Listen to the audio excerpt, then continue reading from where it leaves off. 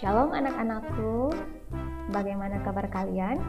Miss berharap kalian semua dalam keadaan dahsyat dan luar biasa. Ya, kita memang sudah tidak berjumpa ya, sudah hampir 4 bulan. Tapi Miss berharap semangat kalian untuk terus belajar dari rumah itu tetap ada ya. Sebab kita belajar itu bukan hanya sekedar untuk jadi pintar, tapi kita belajar, kita berjuang, kita berusaha mandiri dan bertanggung jawab agar kita bisa menyenangkan hati Tuhan. Oke anak-anak, salam jumpa kembali dengan Miss Sherly. Di semester ini, Miss Sherly akan mengajar agama untuk kalian anak-anak kelas 6. Miss Sherly sangat senang dan berharap semua anak-anak bisa mengikuti pelajaran di sepanjang semester ini dengan baik, walaupun kita tidak berjumpa secara langsung. Oke, sebelum kita memulai pelajaran hari ini anak-anak, ayo kita berdoa dulu ya. Miss Sherly akan memimpin doa kita. Miss berharap kalian di rumah belajar dari rumah, tapi semuanya sungguh-sungguh dilakukan. Are you ready to pray, my student? Let us pray. Tuhan Yesus, kami bersyukur untuk penyertaan Tuhan bagi kami.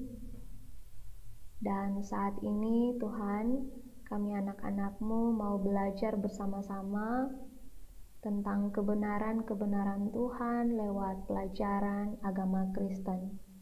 Tuhan Yesus memberkati kami agar kami dapat mengerti apa yang diajarkan, dan terlebih dari itu Tuhan, ajar kami untuk menjadi anak-anak yang melakukan setiap hal yang Tuhan inginkan untuk kami lakukan dalam kehidupan kami. Memberkati dari awal sampai pada akhirnya pelajaran ini, dan biarlah kami semua boleh semakin mengerti kehendak Tuhan dalam hidup kami. Dalam nama Tuhan Yesus kami berdoa. Amin. Oke anak-anak, sudah siap untuk belajar hari ini? Oke. Di awal pertemuan kita minggu ini dan minggu depan, kita akan sama-sama belajar tentang ibadah dalam Perjanjian Lama. Nah, anak-anak, kita akan sama-sama belajar tentang apa sih ibadah itu, lalu ibadah dalam Perjanjian Lama seperti apa, ibadah dalam Perjanjian Baru seperti apa. Dan memang sepanjang semester ini kita akan banyak belajar tentang apa sih ibadah itu, ibadah di gereja, ibadah di rumah, ibadah lainnya kita akan belajar bersama-sama anak-anak. Dan yang paling penting, kita akan belajar tentang ibadah yang sejati itu seperti apa. Nah, karena itu anak-anak, kita fokus ya untuk mendengarkan pelajaran agama ini. Nah, anak-anak, arti ibadah menurut umat Perjanjian Lama itu seperti apa? Kita lihat sama-sama ya. Kalian tahu tidak? Ternyata kata ibadah dalam Perjanjian Lama itu dipakai sebanyak 34 kali. Wow, banyak sekali ya. Tapi apakah ibadah umat Perjanjian Lama itu sama seperti yang kita pahami sekarang? Seperti ibadah sekolah minggu, ibadah di gereja, ibadah pemuritan keluarga, atau seperti apa? Nah, kita lihat sama-sama ya. Nah, menurut umat Perjanjian Lama, arti ibadah itu adalah bentuk kegiatan meladeni, melayani, mendengar, melaksanakan, memelihara, memuja, menundukkan diri, menyembah seseorang atau oknum yang lebih tinggi, yaitu Tuhan Allah. Nah, bagi umat Perjanjian Lama, bentuk ibadahnya itu berupa persembahan kurban. Jadi ibadah umat Perjanjian Lama itu mereka melakukannya dalam bentuk memberikan persembahan kurban. Umat Perjanjian Lama percaya bahwa kalau mempersembahkan kurban itu tanda mereka menghormati Allah, dan Allah akan menyukai dan mengampuni dosa mereka. Nah, anak-anak tahu tidak bentuk persembahan atau kurban umat Perjanjian Lama itu seperti apa sih? Apakah seperti kita membawa persembahan ke gereja atau memberi persembahan saat ibadah? Nah, tentu saja berbeda anak-anak. Umat Perjanjian Lama, mereka mempersembahkan kurban dalam bentuk hewan ternak. Biasanya hewan ternak yang terbaik, hewan ternak yang gemuk, yang dagingnya, badannya bagus, dan mereka sangat selektif ketika memilih persembahan kurban. Karena apa? Karena mereka merasa bahwa ketika memberikan kurban, mereka harus memilih yang terbaik agar Tuhan bisa menerima persembahan atau kurban mereka. Nah, dan bagi umat Perjanjian Lama, ketika mereka memberikan kurban berupa ternak, mereka merasa atau menganggap bahwa dosa-dosa mereka akan diampuni jika kurban persembahan mereka diterima oleh Allah. Nah, memang keadaannya seperti itu anak-anak di zaman Perjanjian Lama ketika Tuhan Yesus belum datang dan menebus dosa-dosa manusia. Jadi, pada zaman itu keadaannya seperti itu. Ibadah umat Perjanjian Lama memang seperti itu. Selain itu anak-anak, kita juga akan sama-sama melihat bahwa persembahan kurban yang dilakukan pertama kali di zaman Perjanjian Lama itu yang disebut zaman Bapa Leluhur itu adalah persembahan Kain dan Habel. Kalian masih ingat kan cerita persembahan Kain dan Habel? Kalian bisa tahu kan siapa yang persembahan kurbannya diterima oleh Tuhan? Ayo coba jawab. Siapa? Betul sekali, persembahan dari adik atau Habel. Kenapa sampai persembahan Habel yang diterima? Ya, karena Habel mempersembahkan yang terbaik yang dipunyanya. Sedangkan Kain, dia memilih persembahan yang kurang baik. Jadi yang terbaik disimpan untuk dirinya sendiri, sedangkan yang kurang baik dia persembahkan kepada Tuhan. Karena itulah persembahan kurbannya tidak diterima oleh Allah, dan itu yang membuatnya iri hati kepada adiknya sehingga membuatnya melakukan tindakan dosa, yaitu dia membunuh adiknya. Dan ini adalah tindakan yang sangat tidak baik ya anak-anak. Kita harus selalu berjuang untuk memberikan yang terbaik bagi Tuhan. Lalu kita juga tidak boleh iri hati kepada orang lain. Mungkin orang lain punya kelebihan, maka kita tidak boleh iri kepadanya. Setuju? Oke, anak-anak. Selain itu, selain ada kurban persembahan Kain dan Habel, kalian juga masih ingat kan cerita Abraham ketika ia mempersembahkan Ishak? Nah, Abraham dia sebenarnya mau memberikan korban persembahan dalam bentuk domba kepada Tuhan. Tapi ternyata Tuhan memintanya untuk mempersembahkan anaknya sendiri. Anaknya satu-satunya. Anak yang Tuhan janjikan. Dan dia sudah lahir ketika Abraham sudah sangat tua. Tapi Abraham diminta oleh Tuhan untuk mempersembahkan anaknya. Dan di situ kita lihat bahwa Abraham tidak menolak apa yang diminta Tuhan. Dia tidak menolak dan dia tetap melakukan apa yang Tuhan perintahkan kepadanya. Itu namanya Abraham mau melakukan yang terbaik, mau memberikan yang terbaik sekalipun dia harus mengorbankan kepentingan dirinya sendiri. Walaupun dia sebenarnya tidak suka, walaupun sebenarnya dia tidak rela, tapi dia harus melakukan segala sesuatu yang Tuhan perintahkan. Lalu juga anak-anak pasti masih ingat kan bagaimana cerita Yakub mempersembahkan kurban ketika dia sangat bersyukur Tuhan sudah mempertemukannya dengan kakaknya yang sekian lama tahun terpisah darinya. Karena masih ingat cerita Yakub, dia melarikan diri dari kakaknya Esau karena dia mencuri hak kesulungan dari kakaknya. Nah, itu anak-anak kita ketika membaca Alkitab Perjanjian Lama, kita akan selalu melihat bahwa ketika itu umat Perjanjian Lama mereka beribadah dengan memberikan kurban persembahan. Nah, bentuk ibadah umat Perjanjian Lama masih ada lagi nih anak-anak. yaitu persembahan kurban pada zaman keluaran, pada zaman pembangunan bait suci dan Mazmur. Nah, pada zaman keluaran itu umat perjanjian lama, mereka bentuk ibadahnya yaitu menjauhkan diri dari berhala dan merayakan Sabat. Anak-anak tahu kan Sabat itu apa? Ya, Sabat itu artinya hari ke-7, hari peristirahatan. Masih ingat kan hukum keempat dari hukum Taurat, masih ingat kan? Ingat dan kuduskanlah hari Sabat. Nah, umat perjanjian lama waktu itu mereka benar-benar memegang teguh perintah ini. Mereka diwajibkan untuk merayakan Sabat dan itulah bentuk ibadah mereka.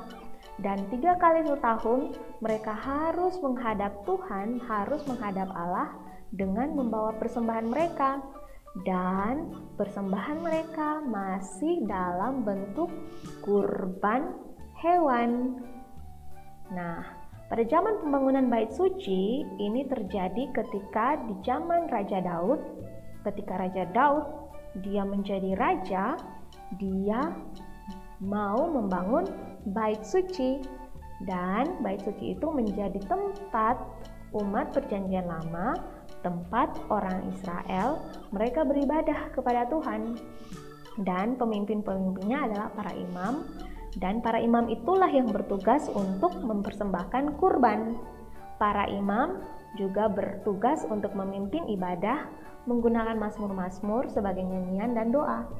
Jadi ibadah umat perjanjian lama itu tidak bisa sembarangan dilakukan.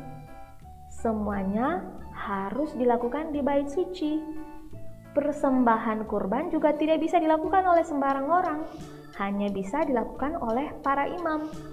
Wah, rumit juga ya dulu ketika orang mau beribadah.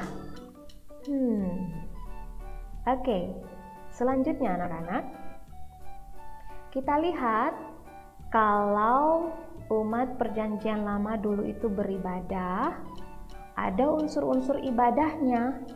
Apa saja unsur-unsur ibadahnya? Ada musik.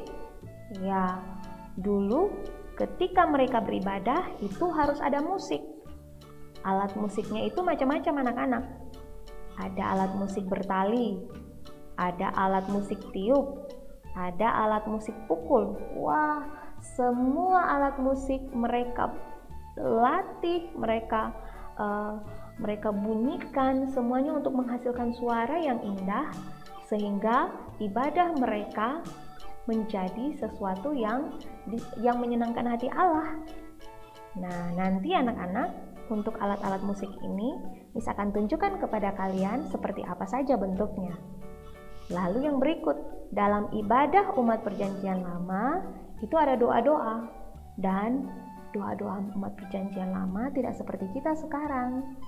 Doa mereka itu adalah doa yang tertulis dalam kitab Mazmur, dan ketika dinaikkan itu dalam bentuk puji-pujian atau nyanyian.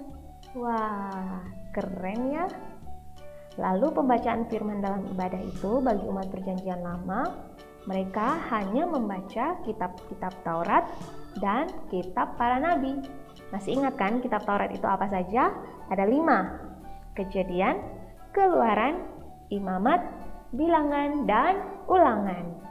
Ya, dan pembacaan Alkitab ini tidak bisa dilakukan di sembarang tempat juga anak-anak.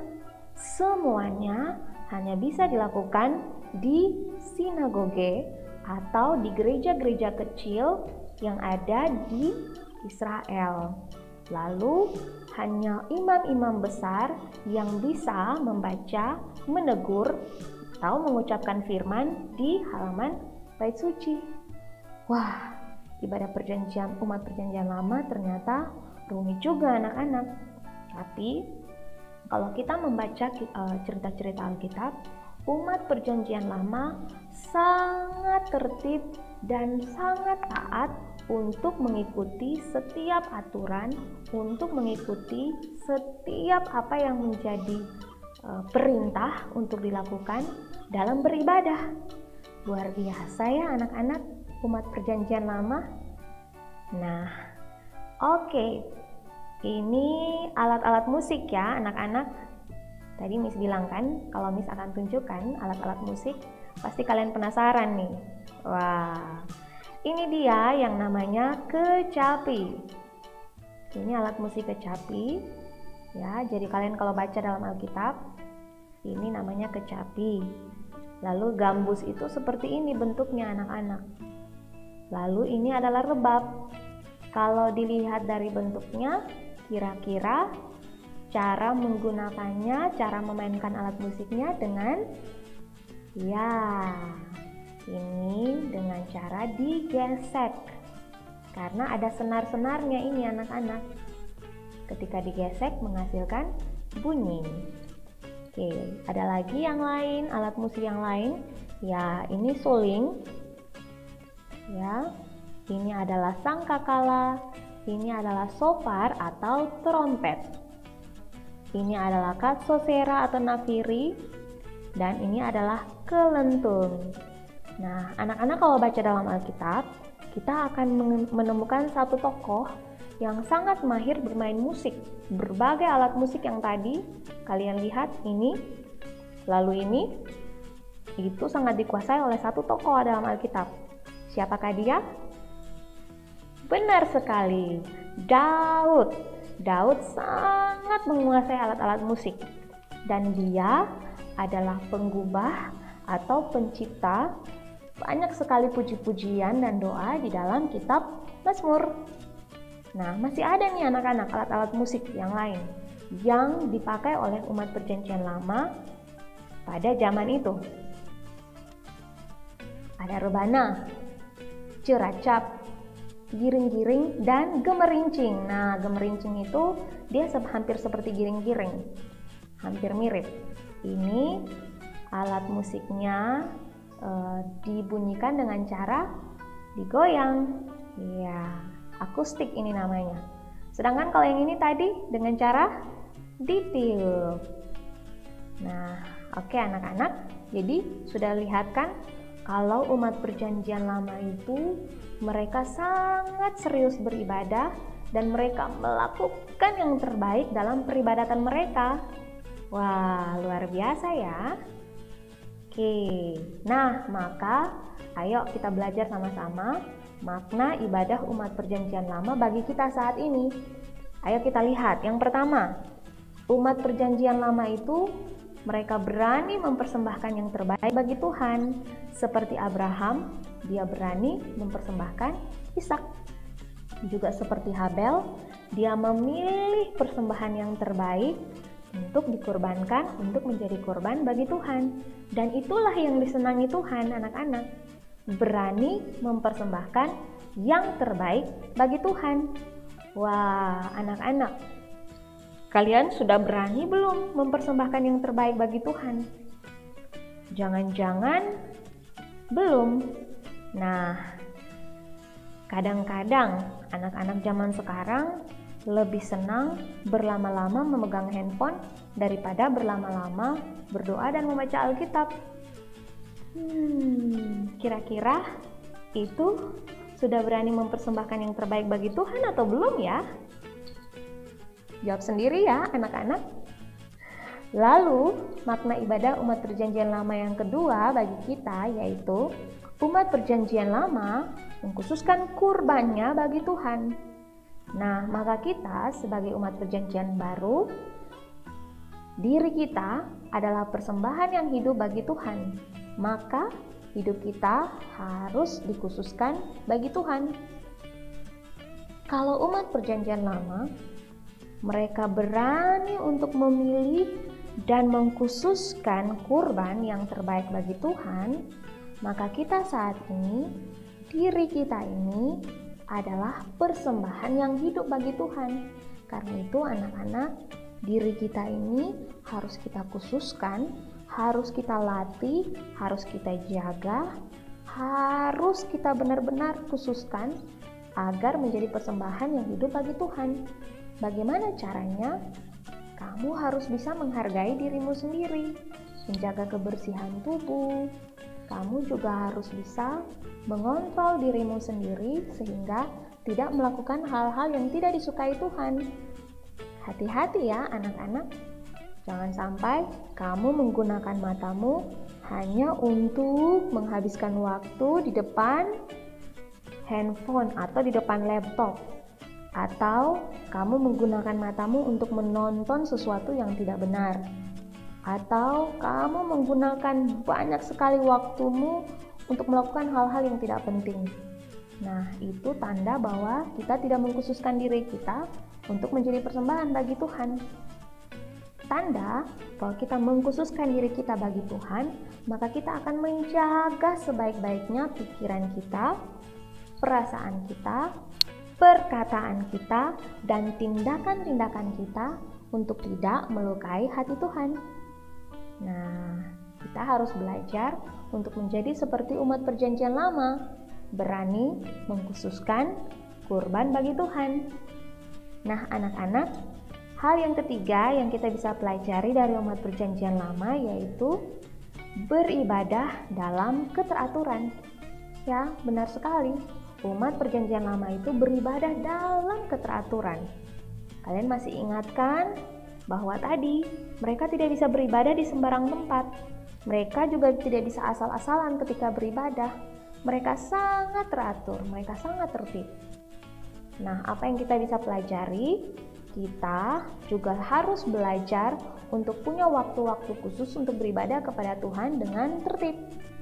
Sikap kita saat beribadah juga harus teratur.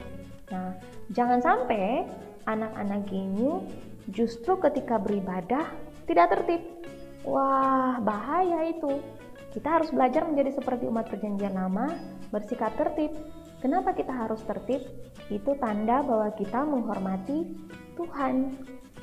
Nah, yang keempat yang kita bisa pelajari dari umat perjanjian lama adalah menyajikan ibadah yang terbaik bagi Tuhan. Maka, seperti apa menyajikan ibadah yang terbaik bagi Tuhan? Kalian masih ingat tadi kan? Umat perjanjian lama, alat musiknya itu ada banyak. Sebenarnya masih banyak lagi anak-anak alat-alat musik yang digunakan oleh umat perjanjian lama, tapi Miss Shirley tidak sempat untuk memberitahukan kepada anak-anak. Tadi itu hanya sebagian saja anak-anak yang Miss sampaikan kepada kalian. Nah, maka kita pun belajar bahwa bakat, seni, keterampilan, kemampuan kita, mari kita maksimalkan untuk Tuhan. Kalau kamu bisa main gitar, main organ, bisa menyanyi, bisa apalagi? Bisa bergoyang, apalagi? Ya, berbagai hal kita latihan dengan semaksimalnya dan kita lakukan itu untuk kemuliaan nama Tuhan. Ya, jangan sampai kita punya bakat, kita punya kemampuan, kita punya keterampilan, tapi kita gunakan untuk hal-hal yang tidak berguna dan tidak memuliakan nama Tuhan. Nah, anak-anak Tuhan, kita harus belajar dari umat perjanjian lama.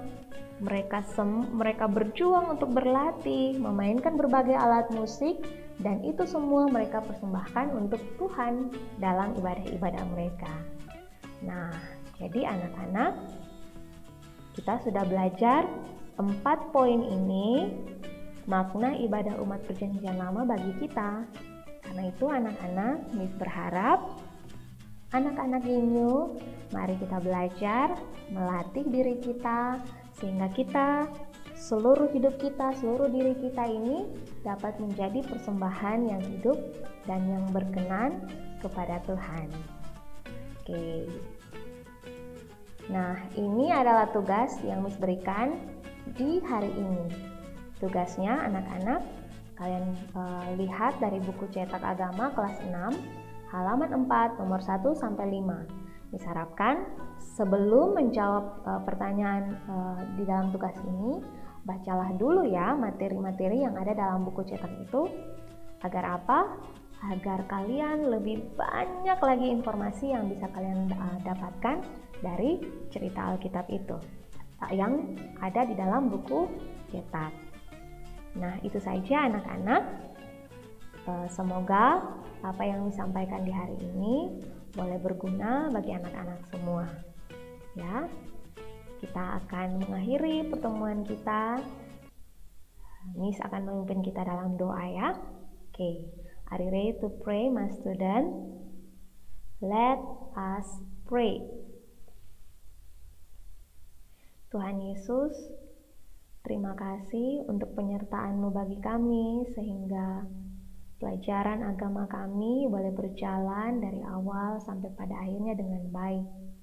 Tuhan Yesus, ajarkan kami untuk kami belajar melakukan yang terbaik dalam kehidupan kami setiap hari sebagai tanda ibadah kami kepada Tuhan, tanda kami menghormati Tuhan, tanda kami mengasihi Tuhan. Ajar kami Tuhan, anak-anak-Mu yang saat ini berada di rumah masing-masing untuk berjuang setiap hari di dalam pikiran mereka, di dalam tindakan mereka, dalam perkataan mereka, untuk mereka boleh menyenangkan hati Tuhan lewat apapun yang mereka lakukan setiap hari. Terima kasih Tuhan, memberkati kami agar kami dapat berjumpa lagi di pertemuan minggu depan. Dalam nama Yesus Kristus kami sudah berdoa. Amin. Oke, itu saja dari Miss Herli. Selamat belajar dari rumah. Selamat mengerjakan tugas-tugas yang ada. Tetap semangat belajar. Miss berharap nanti ketika kita berjumpa kembali, anak-anak tetap dalam keadaan sehat ya. Oke, Tuhan Yesus memberkati dan sampai jumpa.